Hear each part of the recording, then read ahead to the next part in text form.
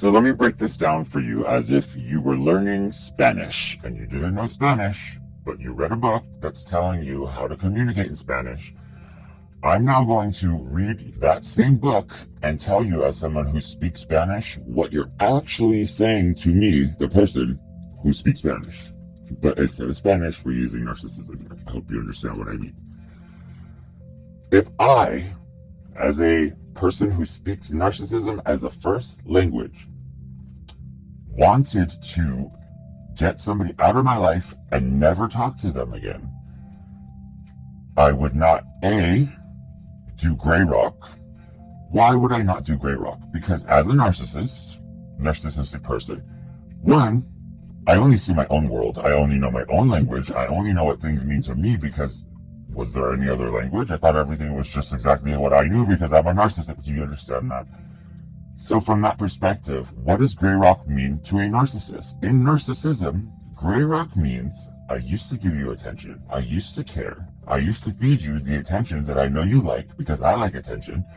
But right now I'm not giving it to you purposely like I used to because I know you're going to notice, because I know you need the attention, because I need attention. We both need attention. Everybody needs attention because as a narcissist, I kind of think everybody's just like me.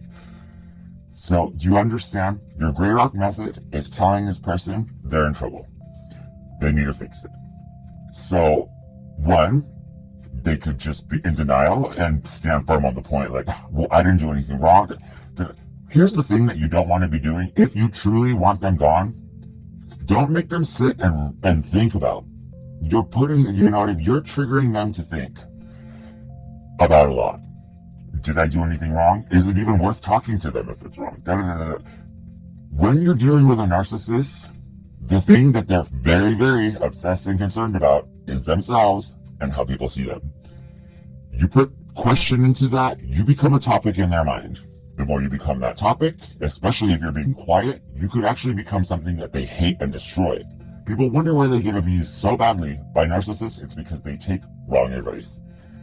So Grayrock will not work because what you're communicating to your narcissist is you're in trouble, but you can fix it. Why?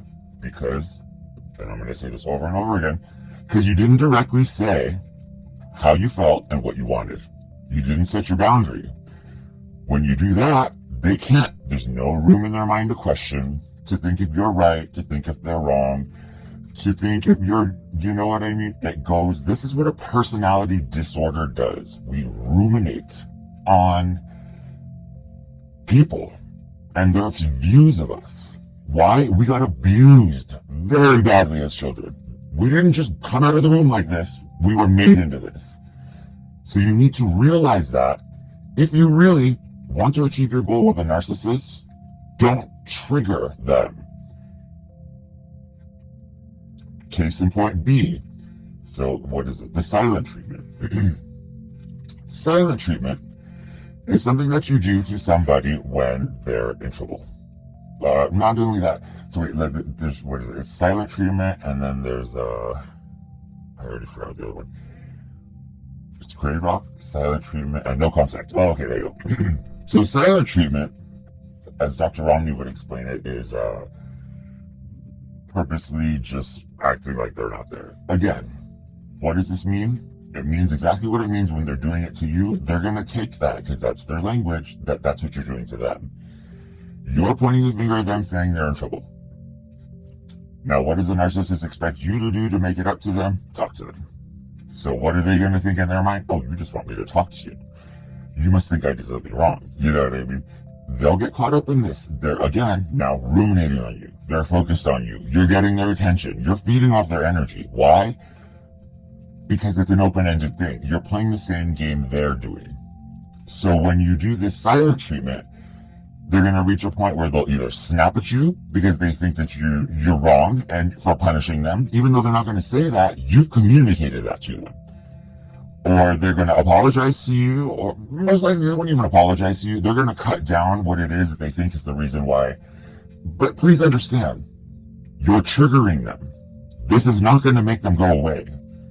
What makes them go away is when you tell them to their face, straight to the point, no questions about it, what you feel, what you want, that's it.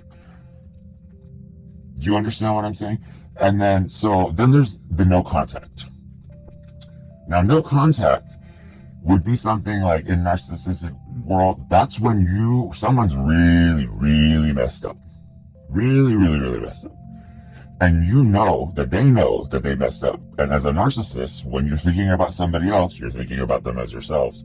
When somebody knows that they messed up, it's going to be a while before they have the balls to finally admit they messed up, because that's how a narcissist is. So no contact is basically like, well, I'm just not ever going to talk to you again and walk away and everything. But the reason why you would not want to do that without shutting the door is because by not shutting the door, what that does in narcissism, it's leaving it open for you to kiss their ass, to say sorry, beg for forgiveness, tell them that they matter, tell them that you know that they messed up. It's a whole wide range of things that they're probably hoping for you to do, so they're thinking you're hoping for them to do. And then if that happens, they're probably considering it. If you matter to them, I mean, obviously you matter to them if they took the time to pick on you, or, they valued you enough that they thought that you were sitting above them. Do you understand?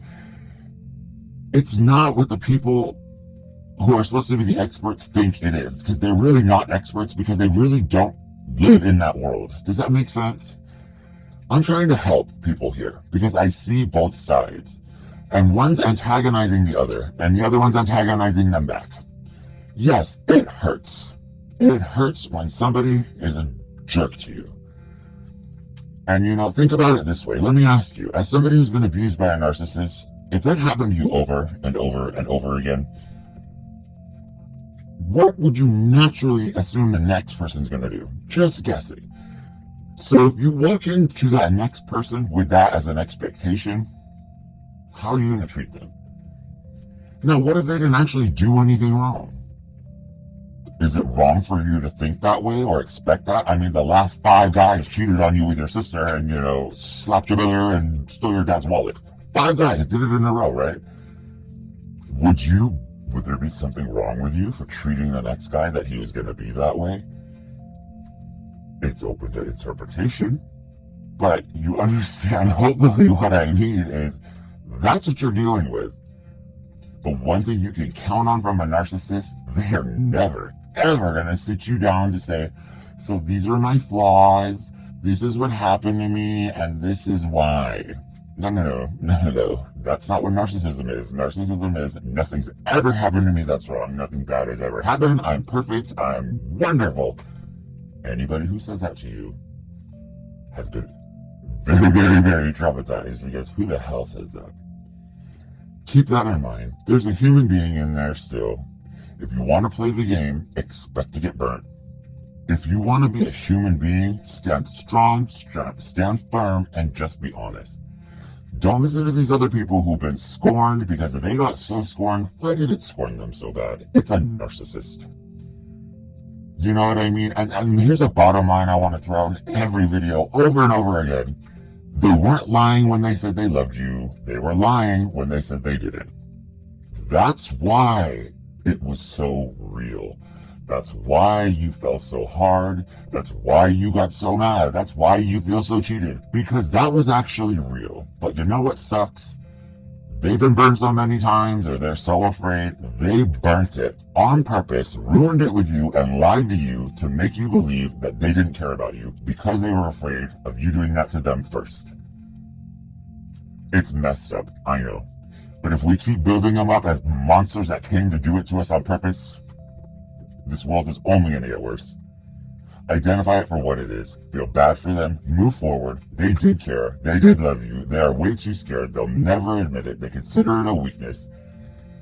You really want to feel better? Dig into their past. Find out where those scars came from and what really happened to them. And I swear to you, it will change your view on the world. Love and light to you all. And I really hope we can get over this narcissism thing and all together as one human being. We're all human beings. We're all human beings. And yes, some people deliberately, purposely hurt you. But why? It never hurts to ask why. And if your answer is because they're a narcissist, then you do not know human beings.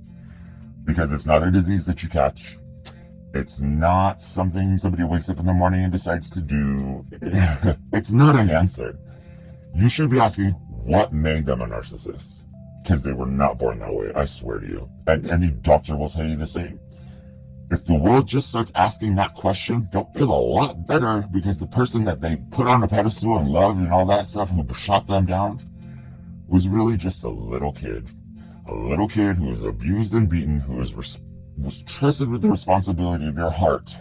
And they broke it because, you know, if I let a 3-year-old drive my Ferrari down the street, give him the keys, and they crash it, should I really be screaming at the 3-year-old going, you crashed my car, I trusted you, how could you do that? Do you know how expensive my car is? No. Because they have the mentality of a 3-year-old. I'm so sorry. Where are my manners? References. As far as what makes this not just an opinion, what makes what I'm telling you actually valid. I need to validate that for you. And how I'm going to do that is because I've gone to 13 years of treatment with people with narcissistic, with borderline, with antisocial. All the same of us cluster Bs, part of our treatment that they teach us is to learn to speak our needs, our wants, our feelings. Because what all of us have a problem of doing is we don't speak things, we manipulate to get it. Do you know what I mean? Instead of telling you this is what we want, we will do things and expect you to, like, as if we had to control you. You know what I mean? So they teach us that in therapy. No, speak what it is you are wanting or not wanting or things like that, because you can't just do that. So understand, yes, this is technically our language. It's narcissism.